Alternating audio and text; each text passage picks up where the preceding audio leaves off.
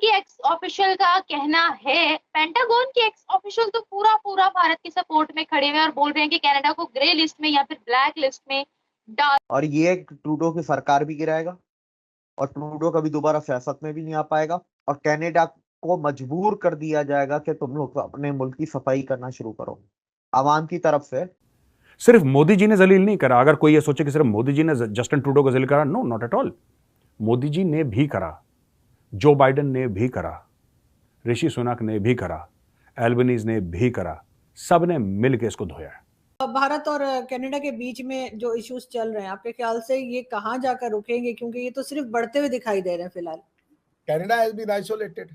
आज आप देखिए सरे में जहां पे मारा गया था गुरु ये हरदीप सिंह निज्जर, और उसके बाद एक और देखिए हरदीप सिंह निज्जर के बाद एक और हत्या हुई थी, उसकी तो कोई बात ही नहीं कर रहा। हाँ बिल्कुल हुई थी। वो जो सुखा की हत्या हुई वो तो खत्म हो गया। होता है कि जब इंडिया की तरफ से कनाडा में मौजूद कुछ लोगों को दहशतगर्द करार दिया जा चुका था, तो के ऊपर तो बल्कि उनको एक्शन लेना चाहिए था, या कोई जो भी होता।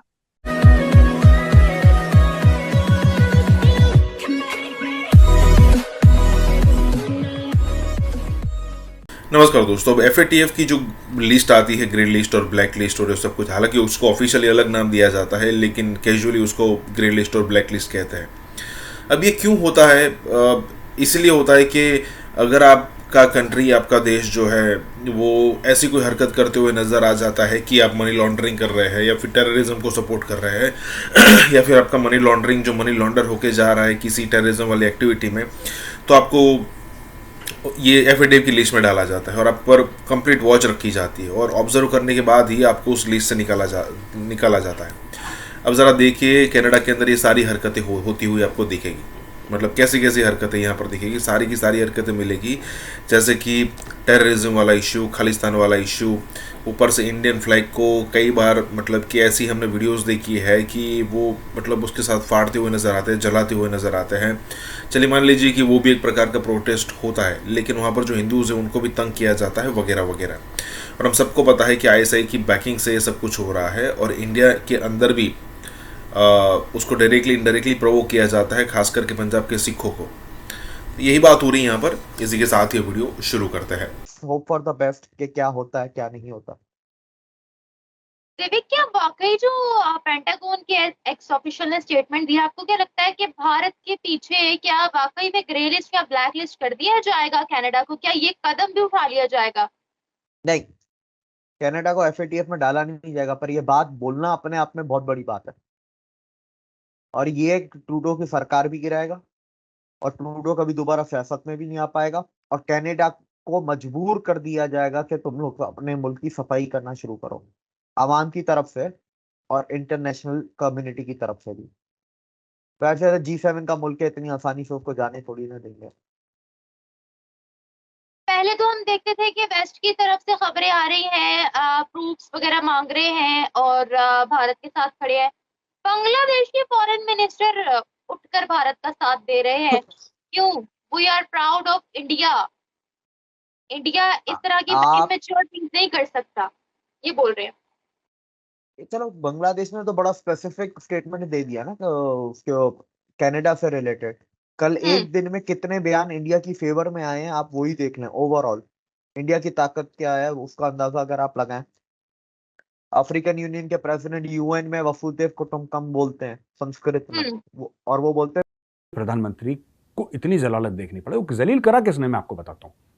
सिर्फ देखिए, बहती गंगा में सबने हाथ धोया है। बात ये सच है दोस्तों, सिर्फ मोदी जी ने जलील नहीं करा। अगर कोई ये सोचे कि सिर्फ मोदी जी ने जस्टिन ट्रूडो को जलील करा, no, not at all. Modi ji ने भी करा, जो बाइडेन ने भी करा, ऋषि सुनक ने भी करा, एल्बनीज ने भी करा, सब ने मिलकर इसको धोया है। कशीदा वशीदा जितने लोग थे, कोई इससे नहीं मिला, कोई इससे नहीं मिला। अच्छा, जो टाई अप होता है ये तो पहले से हो जाता है डिप्लोमेटिक ऑफिस के। कनाडा की जो फॉरेन अफेयर्स मिनिस्ट्री है वो तो पहले ही बता देगी, सर आप जा रहे हैं, आप अगले हफ्ते जा रहे हैं, सर आपकी ये मीटिंग्स हैं, ये आपके टॉकिंग पॉइंट सकता है, ये अब अप्रूव है नहीं इसके पास। ये जो इसके मुंह से निकल गया ना, ये इसके मुंह से इसलिए निकला क्योंकि इसकी पिछले आप लगा लो 15 दिन से लगातार बेइज्जती हो रही थी, लगातार। कभी अमेरिका बेइज्जती कर रहा है, अमेरिका जलील करते करते थक गया, उसने बोला जापान तू कर दे। फिर जापान ने कुछ बेइज्जती करी इसकी, फिर बोला ऑस्ट्रेलिया अच्छा मैं थक गया तुम कर दो, तो ऑस्ट्रेलिया ने इसको ठोक दिया। फिर ऋषि सुनक को बोल दी कि सुनक साहब आप जरा इसका कर दीजिए साहब, उन्होंने कर दिया। फिर एंड में क्या था कि जब खाना तैयार हो गया, मोदी जी ने ऊपर से थोड़ा धनिया वनिया थोड़ी हरी मिर्च डाल के और अदरक वदरक काट के डिश को पेश कर दिया। तो ये इसमें हो गया इसका फ्यूज टाइट, इसका फ्यूज टाइट हो गया, इसका फ्यूज उड़ गया और अब ये इसने ये बोल दिया। अब now he does not have proof, ये प्रूफ दे नहीं पा रहा क्योंकि बक तो दिया इसने सबके सामने, बोल तो दिया इसने, लेकिन सबूत कहां यार, दुनिया सबूत। भारत और कनाडा के बीच में जो इश्यूज चल रहे हैं, आपके ख्याल से ये कहां जाकर रुकेंगे, क्योंकि ये तो सिर्फ बढ़ते हुए दिखाई दे रहे हैं फिलहाल। Canada has been isolated. आज आप देखिए सरे में जहां पे मारा गया था गुरु ये हरदीप सिंह निज्जर, और उसके बाद एक और देखिए हरदीप सिंह निज्जर के बाद एक और हत्या हुई थी, उसकी तो कोई बात ही नहीं कर रहा। हाँ बिल्कुल हुई थी। वो जो सुखा की हत्या हुई वो तो खत्म हो गया। वरना तो जस्टिन ट्रूडो ने तो ढोल लगाने पीटने थे कि मैं तो और नेक्स्ट डे हो गई थी, फौरन ही नेक्स्ट डे हो गई। तो जस्टिन ट्रूडो को तो इम्पेटस मिल जाना चाहिए था, जस्टिन ट्रूडो ने भंगला पाना चाहिए था कि ये देखो एक और हो गए, कितने मक्कार लोग हैं। हुआ उसका उल्टा। आज सरे में क्या हुआ सवेरे सवेरे कि जिस गुरुद्वारे का वो, और मैं फिर कह रहा हूँ गुरुद्वारा जो है मेरे लिए बहुत सम्मानित जगह है क्योंकि वो सबको खाना खिलाने वाली जगह है, लेकिन ये आदमी उस गुरुद्वारे का गलत उपयोग कर रहा था। ये जो बंदा था उसने फोटो टांग रखे थे हमारे जो डिप्लोमेट्स थे बेचारे, उनकी जिंदगी खतरे में डाली हुई थी उसने कि ये है गद्दार। आज सरे के उस गुरुद्वारे से उन सारे फोटो को हटाया। तो अगर ये सही थे जस्टिन ट्रूडो तो क्यों उतरवाया उन पोस्टर्स को? अगर वो freedom of speech and expression सही था तो तुमने क्यों उतरवा दिया उन पोस्टर्स? बिल्कुल। अब जो है वो हरदीप सिंह निज्जर का अभी आज का लेटेस्ट आया है कि अमेरिका के नो फ्लाइंग जोन में था वो। 2020 में इंडिया ने उसको टेररिस्ट डिक्लेयर कर दिया था। इंडिया ने कहा था आप हमें एक्स्ट्राडाइट किए, 3 बार उसकी रिक्वेस्ट करी थी। तो आप टेररिस्ट को पनाह देकर के, और जैसे मैंने आपको कहा था उसामा बिन लादेन वाली बात, और देखिए आज वो व्हाइट हाउस के पेंटागन के जो स्टाफर है उसने एकदम एग्जैक्टली वही बात कह दी।